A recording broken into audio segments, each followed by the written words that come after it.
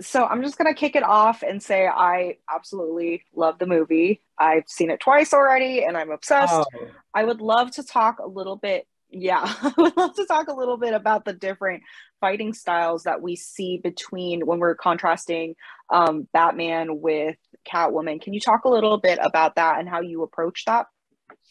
sure. So that the Bat Cat fight, as we like to call it when we were in production, um, probably one of the most challenging fights I've had to design, primarily because a lot of the my team members at the time were all men, and so I needed some a little feminine touch in there. So um, I couldn't wait um, for my Catwoman double to be there when I was designing it. So for me, it was just having that energy and having the ultimate goal of making that fight between Batman, who doesn't necessarily want to fight and hurt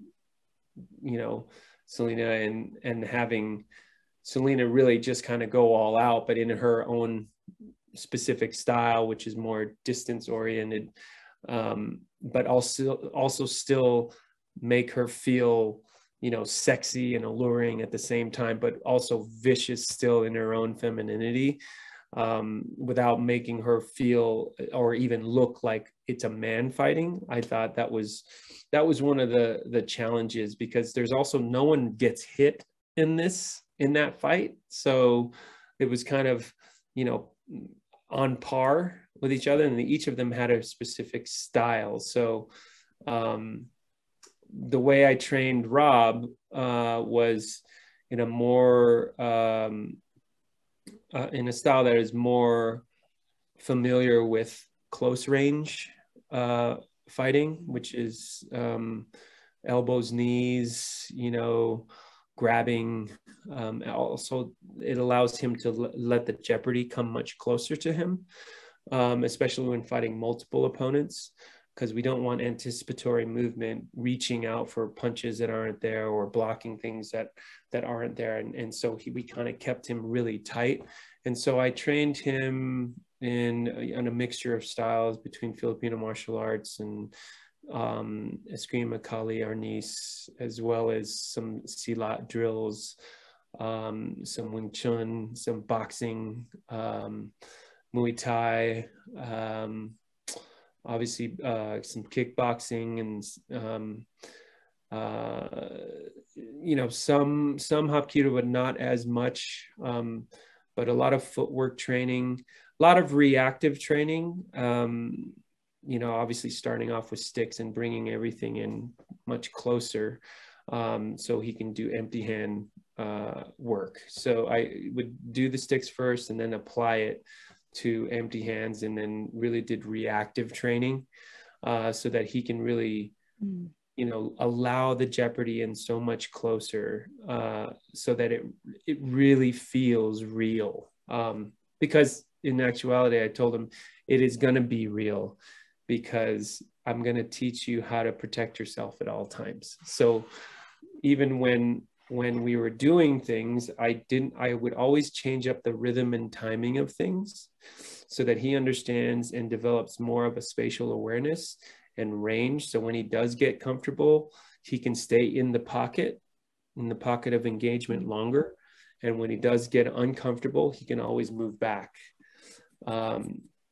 And so in contrast to this, obviously with Zoe, who I had trained in Taekwondo and Hapkido when she was younger, she was a little familiar with some of the movement of her style already, but then it was like trying to step it up and elevate that knowledge from before to elevate it to a whole nother level that she hasn't trained in before. But it was the same thing. I just wanted to make her circles of offense and defense kind of complement each other with her kicks as well as her punches. So she's not totally uncomfortable in a close pocket of engagement, but that's not where she wants to stay as a character. It's almost like how her character in the movie just kind of keeps people at a distance. It's kind of how we, you know, help design that physical style, because you know, obviously she only lets people in when she, like any cat, they choose you, right? A cat will always choose you. You're not going to choose the cat.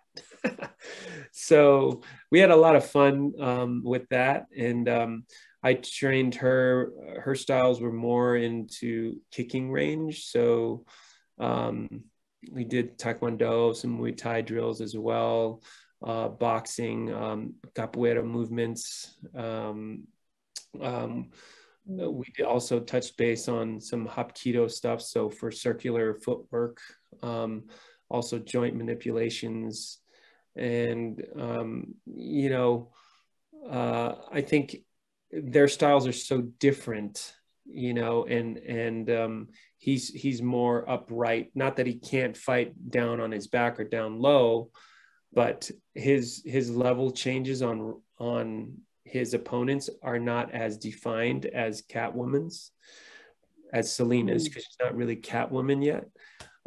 But she really kind of, you know, goes up and down on the vertical range of fighting, as well as a lot more in and out movement, in and out right away. Whereas Batman is, I'm going to be here, I'm going to absorb, I'm going to take the pain, and I'm going to keep coming forward.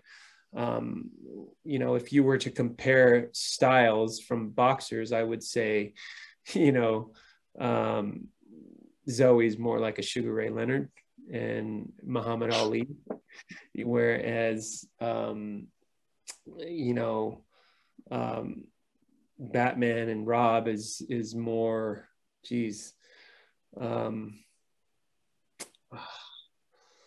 you know, like a guy who's a guy who would take a punch and give one right back, like a George Foreman, you know, but with a lot of sprinkling in of you know, Sugar Ray Robinson too. So you know, the older fighters who would stand there, you know, as opposed to a lot of movement around, they would stand there in the pocket. Obviously there's a lot more, you know, hitting, that you absorb more hits that way the more you stay in the pocket. But I think that also lends itself to more of Batman's style, because pain is something that he really relates to, and it's almost like his form of his own attrition, and you know, it's testing his own perseverance, to always try to fix things. He's trying to fix his world, you know. So we kind of mirrored, like, I mean, character development within their physicality. So it's always something I go for. I love that. Do that. I mean, I want to ask a little bit about that flight suit sequence, and, you know, if you had any part in that, and, you know, how it came together, because it's very different from what we've seen in the past, you know, when it comes to Batman taking flight and flying across Gotham, so to speak. Yeah, I definitely, you know, took part in that for sure.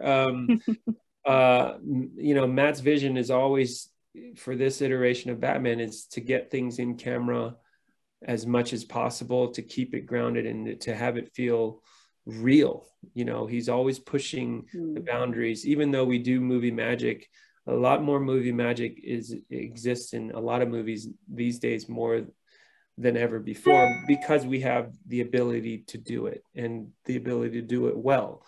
However, you know, we always, on this movie, and what I gravitate to most is doing movies where we can do in-camera action as much as possible.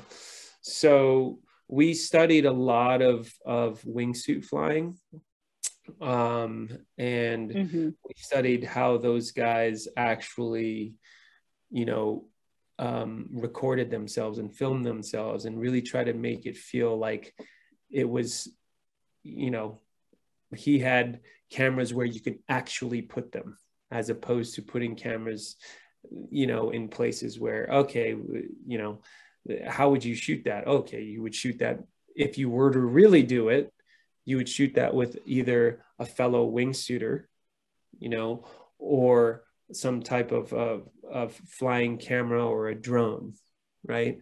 But when you're wingsuiting, you can't, you're flying at such high speeds, there's no drone that's going to ever be able to to fly with you. You know, there are some that are faster nowadays, but I don't think they're at the speed of a wingsuiter.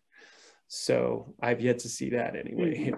I haven't seen them. So when we were first talking about this, and we talked about how we wanted to execute it, you know, I obviously in my head was trying to push the boundaries of what we can get in camera. And, you know, we really went down the route of achieving things with real flight, obviously while keeping it safe. Unfortunately, we didn't get to execute the way I wanted to do it, because of the constraints of COVID, and you know, we couldn't really actually you know, execute it in a way where it's still an amazing sequence, like especially the crash. I mean, right, it was crash, awesome. Yeah, that was all in camera. That was all in camera. So we really studied, because it's how do you make somebody crash and make it look like they've been traveling at 100 miles an hour. And so what we did was we looked at a lot of MotoGP crashes. And so we saw their body language, their movement, how they're flipping, twisting, and really, you know, their appendages, once they put a hand out, and then all of a sudden they're tossed up in the air.